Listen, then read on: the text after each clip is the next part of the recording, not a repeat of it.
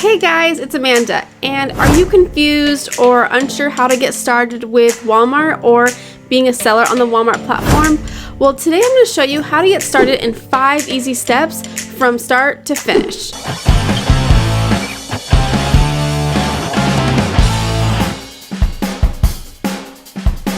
So be sure to stay to the end because the last step, the 5th step, is the most important and the crucial part of being a Walmart seller.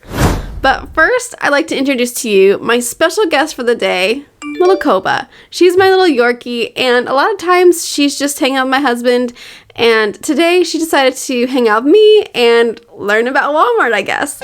So she may pop in and out, but today is her first official video with me. The first step is to apply on the Walmart platform.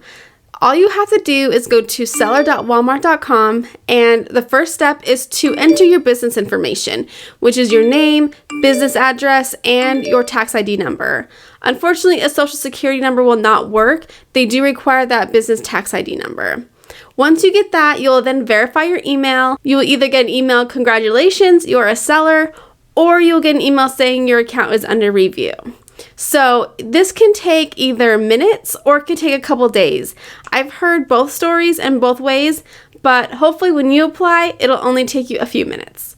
So once you get the congratulations, you are a seller, you will then enter the second part of your account verification. In that section, you will have to verify your business, you will set up your payment system, and the last one is setting up your shipping templates or your shipping settings. This is the most important because they want to know where to send your returns to. Then, the second step is to add your items into your catalog.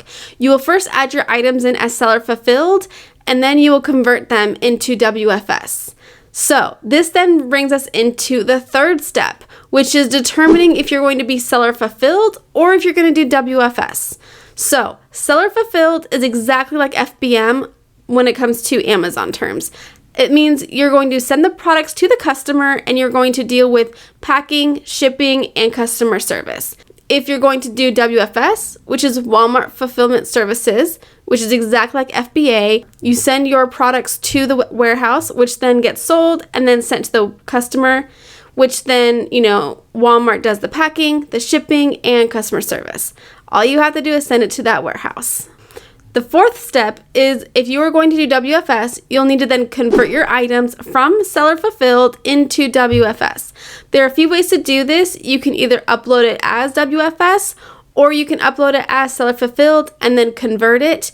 You can convert it single load or you can do a bulk upload. I personally like doing bulk upload when it comes to converting. It's just easier and it saves me a lot of time. The last step, the 5th step, is the most important step, and that is getting paid. Once that item sells, you will then get paid for that, just like Amazon, which is amazing. The 5th step is the most important step for me because I want to get paid. I want to get my money back. I want to reinvest my money back into the business. So for me, the 5th step is the most important. If you are looking for a guide where you can look at a roadmap and check out the boxes that you need to do in order to get started with Walmart, check the link below where I will give you a roadmap to get started with Walmart.